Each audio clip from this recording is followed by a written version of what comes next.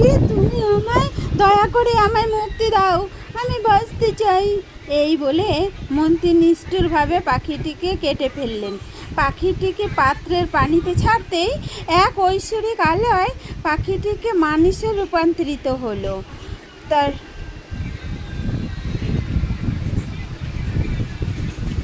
একদিন রাজপ্রাসাদের বারান্দায় বসে রানী রাজাকে তার মনের ইচ্ছের কথা জানালেন। ওগো গো, শুনছো?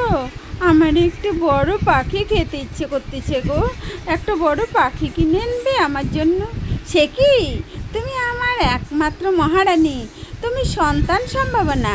তোমাকে শুধু একটি পাখি কেন, তোমাকে পুরো পাখির বাজার এনে দিতে পারি। না গো, আমার পুরো বাজার চাই না, আমি চাই একটা ডিম সহ পাখি খেতে। কবিরাজ তো বললো এই সময় ডিম সহ পাখি খেলে নাকি গর্ভের বাচ্চা সুস্থ থাকে। ঠিক আছে, আমি এক্ষুনি মন্ত্রীকে ডাকছি। কি হয়েছে মহারাজ, আমাকে ডেকেছেন? হ্যাঁ ডেকেছি রানী। ডিম সহ একটি তাজা পাখি খেতে চেয়েছে, এমন পাখি কই পাই বলো তো? মহারাজ, ডিম সহ পাখি তো রাজবাগানের গাছেই আছে। আপনি অনুমতি দিলে আমি কাউকে দিয়ে এক্ষুনি ধরিয়ে আনতে পারি। ঠিক আছে, তুমি দুপুরের ভিতরে একটা ডিম সহ পাখি নিয়ে এসো। যথাজ্ঞা জাহাপানা, আমি এক্ষুনি যাচ্ছি।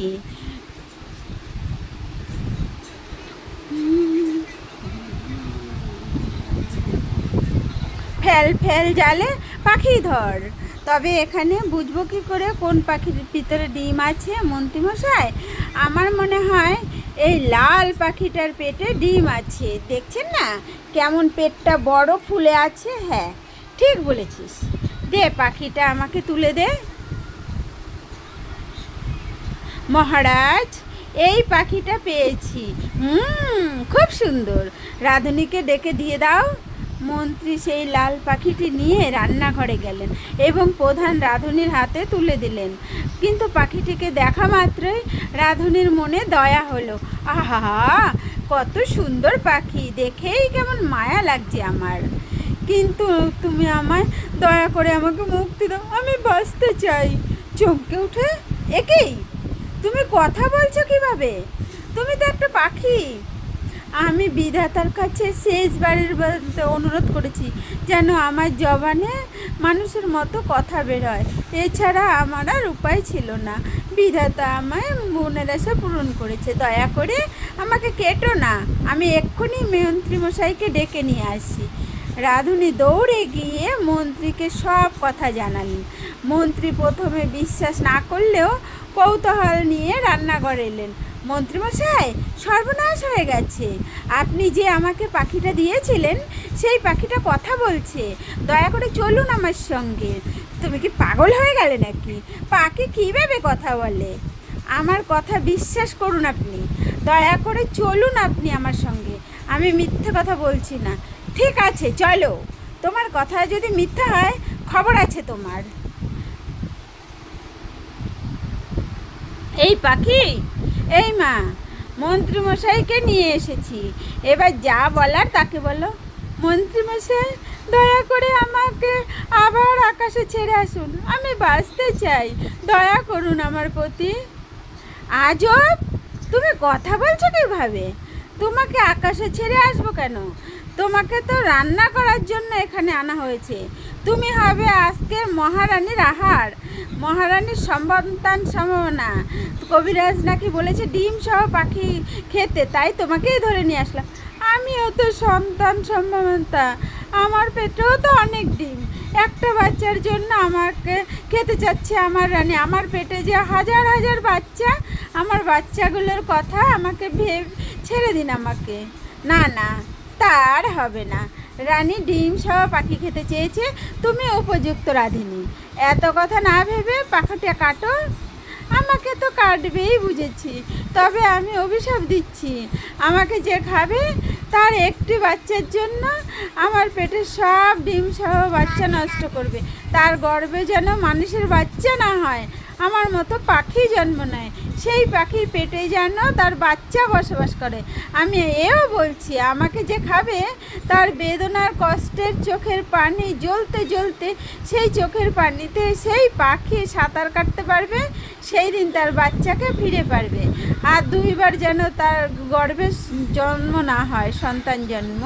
পাখির মুখে এমন অভিযোগ শুনে মন্ত্রী এমন মনে মনে কুমতলব বাটলেন। তিনি চাইলেন রাজার যেন কোনো উত্তরাধিকার না থাকে। আরে আরে, পাখিটা কি বলছে?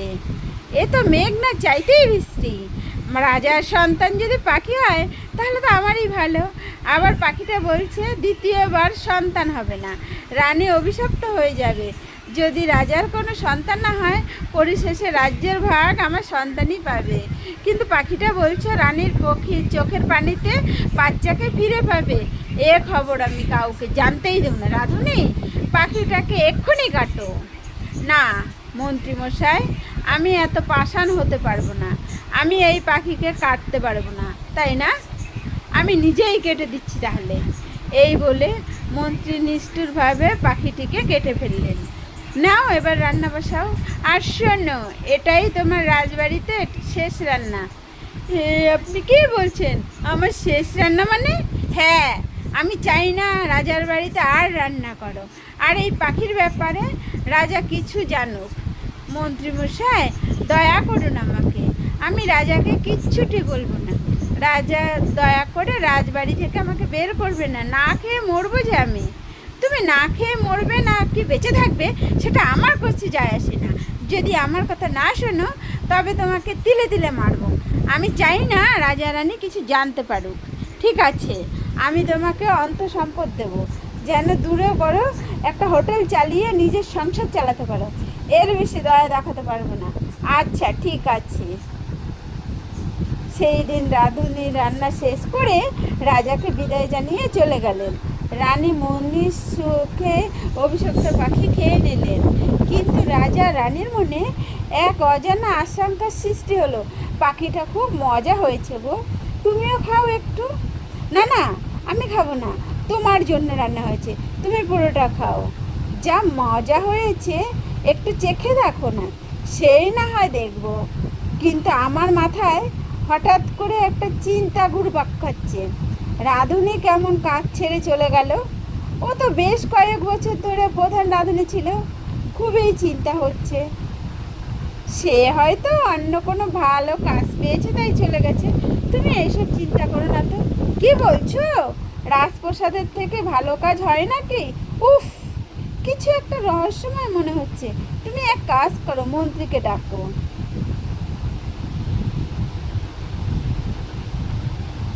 মন্ত্রী, আমাদের রাজসভার রাঁধুনি হঠাৎ করে এভাবে চলে গেল কেন? তুমি কি কিছু জানো? মনে মনে রাঁধুনিকে যে আমি টাকা দিয়ে বিদায় করে দিয়েছি, রাজাকে কিছুতেই বুঝতে দেব না কোনো দিন। না, আমি কি করে জানবো সে চলে গেল কেন? হয়তো সে এখানে আর কাজ করবে না তাই চলে গেছে। রাজার মনে সন্দেহ থাকলো, তিনি চুপ করে রইলেন। এর কিছুদিন পর রানী প্রসব যন্ত্রণায় কাতর হলেন। কিন্তু ধাইমা ঘর থেকে বেরিয়ে আসতেই সবার রক্তহীন হয়ে গেল। সর্বনাশ হয়ে গেছে। কি কি কি হয়েছে দাইমা? রানীর সাথে কিছু খারাপ হয়েছে নাকি? না না, রানী ঠিক আছে। তাহলে আমার সন্তানদের কিছু হয়েছে নাকি? না, তোমার সন্তানও ঠিক আছে, একটা অঘটন ঘটে গেছে। কি করে বলি তোমাকে বাবা, এ যে বিশ্বাস করার মতো না। তার মানে কাজের কাজ হয়েছে। সেই পাখির দেওয়া অভিশাপ লেগেছে মনে হয়। আমার যে কি আনন্দ লাগছে। তোমার কোনো মানব সন্তান জন্ম হয়নি মহারাজ, রানীর পেটে একটি পাখি সন্তান জন্ম হয়েছে। কি বললেন? কই দেখি তো। রাজা গিয়ে দেখলেন একটি ছোট্ট পাখি কিচিরমিচির করছে। শোকে রাজার বুক ফেটে যেতে লাগলো। আহা, রানী সুস্থ হলে রানীকে কি জবাব দেব আমি? হে বিধাতা, আমার সাথে এটা তুমি কি করলে? মহারাজ, রাজ্যের লোকজন যদি জানতে পারে রাজার সন্তান না মানব না হয়ে পাখি হয়েছে তবে ছিছি করবে। আপনি এই সন্তানকে মেরে ফেলুন। তোমার কি মাথা খারাপ হয়ে গেছে নাকি? যতই হোক, এ তো আমারই সন্তান, তাকে আমি হত্যা করবো কিভাবে? তাহলে পাখিটা আমাকে দিন, আমি রাজবাগানে ফেলে দিয়ে আসি। ঠিক আছে, তুমি এটাকে রাজবাগানে গাছের কোটরে রাখো, যেন আমি মাঝে মাঝে দেখতে পারি। আর দয়া করে রাজ্যের কাউকে কখনো বলবে না। আপনি কোনো চিন্তা করবেন না মহারাজ, কিন্তু রানী জেগে উঠলে বলবেন আপনাদের জীবিত সন্তান হয়নি। মন্ত্রী পাখিটিকে নিয়ে রাজবাগানে নিয়ে ছিঁড়ে দিয়ে বৈশাখী উল্লাসে মেতে উঠলেন। আমি কখনো ভাবতেই পারিনি এভাবে মেঘ না চাইতেই বৃষ্টি এসে ধরা দেবে। তুমি রাজকন্যা না রাজপুত্র আমি জানি না, আজ থেকে তোমার জীবন এখানেই কাটবে।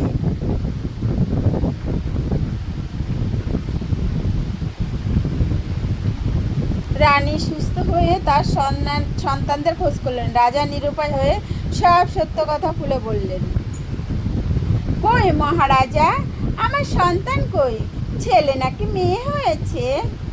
দেখো রানী, আসলে আমাদের কোনো মানব সন্তান হয়নি, তোমার পেটে একটি পাখি জন্ম দিয়েছো। মানে কি বলছো এসব তুমি? হ্যাঁ, তোমার পেটে একটি পাখি জন্ম নিয়েছে। পাখিটা কেমন ছিল জানো? তুমি যে একটি ডিম সহ পাখি খেয়েছিলে ঠিক তেমন। না, আমি এসব বিশ্বাস করি না। ওগো, আমার সন্তানকে আমার কাছে এনে দাও দয়া করে। রানী, আমি সত্যি কথা বলছি, আমাদের রাজবাগানে আমাদের পাখির রূপে সন্তানকেই ফেলে দিয়ে এসেছি। চলো, তুমিও দেখবে ওখানে। না, আমি এসব কিছু দেখতে চাই না, তুমি আমার সন্তানকে মানুষ রূপেই ফিরিয়ে নিয়ে এসো। রানীর শোক সইতে না পেরেই রাজা মন্ত্রীর পরামর্শ নিলেন।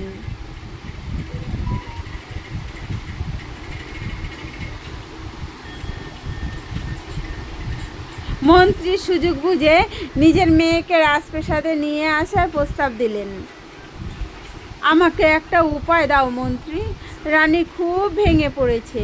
আমি বলি কি, যেহেতু আমাদেরও একটি সন্তান হয়েছে, আপনি না হয় আপনার দ্বিতীয় সন্তান না হওয়া পর্যন্ত আমার সন্তানকেই লালন পালন করুন। সে না লালন পালন করব, কিন্তু তোমার স্ত্রী কি সায় দেবে এতে?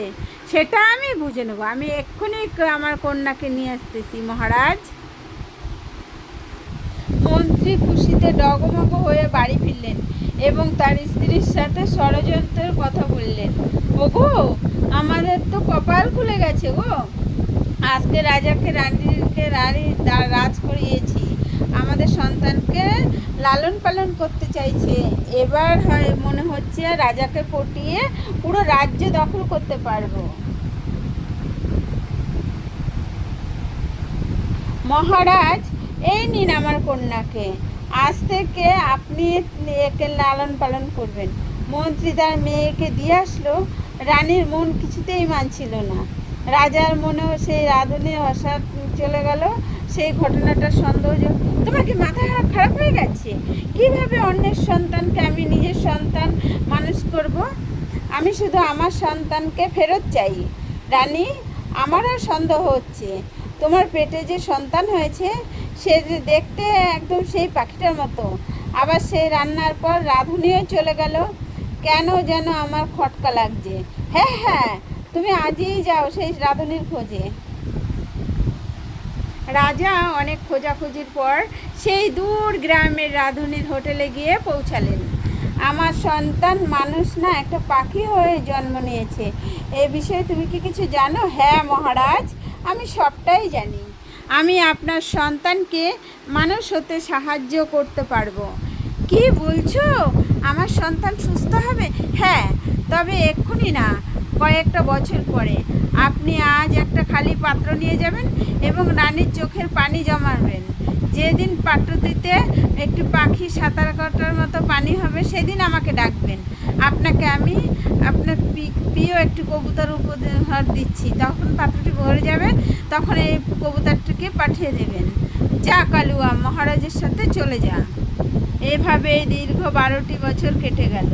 রানী প্রতিদিন তার হারানো সন্তানের জন্য কাঁদতেন এবং সেই চোখের পানি পাত্রে জমা করতেন। রন্তি মেয়েও বড় হয়ে গেছে। অবশেষে একদিন সে পাত্রটি কানায় কানায় ভরে গেল। বাহ! 12 বছর পরে অবশেষে রানীর চোখের পানিতে পাত্র ভরে। কালুয়া এদিকে আয়। রাজু কালা আর খবরটি বলতেই কালুয়া উড়ে এসে রাধুনির কাছে চলে গেল। কালুয়া, তুই চলে এসেছিস? তার মানে রানীর চোখে পানির পাত্র ভরে গেছে। এবার সময় এসেছে নিজের পাপ মোচন করা। রাজসভায় মন্ত্রী তখন রাজাকে বিশ্রাম দিতে বলে রাজ্য দখলের শেষ চেষ্টা করছিলেন। ঠিক সেই সময় রাধুনি এসে উপস্থিত হলেন। মহারাজ, এবার না হয় কিছুটা দিন, আমাকে রাজ্য সামলাতে দিন। দাঁড়ান মহারাজ, দাঁড়ান। মহারাজ, আমি এসে গেছি। এক্ষুনি আপনি রানীমাকে ডাকুন, সেই চোখের পানির পাত্রটি নিয়ে আসুন। রানীমা সেই চোখের পানির পাত্রটি নিয়ে আসলেন। রাধুনি তখন রাজবাগানের মধ্যে এনে পানির পাত্রিতে ছেত্রেই এক ঐশ্বরিক আলোয় পাখিটিকে মানুষে রূপান্তরিত হলো। মহারাজ, এই হলো আপনাদের রাজকন্যা। আমাকে ক্ষমা করবেন, আমাকে এই মন্ত্রী চলে যেতে বাধ্য করেছিল। রাধুনি তখন সব সত্য কথা ফাঁস করে দিলেন। রাজার চোখ রাগে লাল হয়ে উঠল। মন্ত্রী, তোমাকে আমার কতটা আপন ভেবেছি, তুমি কি না আমার সর্বনাশ করলে? মহারাজ, আমি লোভী অন্ধ হয়ে গেছিলাম, আমি অনুতপ্ত, আমাকে শাস্তি দিন। মা, বাবা, আমি তো ফিরে এসেছি, আমি সব জানতাম। মন্ত্রী নিজের ভুল বুঝতে পেরেছে, তাকে ক্ষমা করে দাও। রাজকন্যা তখন উপস্থিত সর্দারবার উদ্দেশ্যে গুরুত্বপূর্ণ বার্তা দিলেন। আর কখনো কেউ তোমরা ডিম সহ পাখি খাবে না। একটি পাখির পেটে সহস্র ডিম থাকে। যদি এইভাবে ডিম সহ পাখিকে খেয়ে ফেলো, ধীরে ধীরে পাখিদের অস্তিত্ব পৃথিবী থেকে হারিয়ে যাবে। রাজা মন্ত্রীকে ক্ষমা করে দিলেন এবং 2 মেয়েকেই নিজের কাছে রেখে দিলেন। রাজ্যে আবার সেই সুখ শান্তি ফিরে এলো। এই ভিডিওটি ভালো লাগলে লাইক দিন, কমেন্ট করুন। পরবর্তীকালে আপনারা কি ভিডিও দেখতে চান, রাজা রানী না হরহর, কমেন্টে জানাবেন। Tata, bye bye.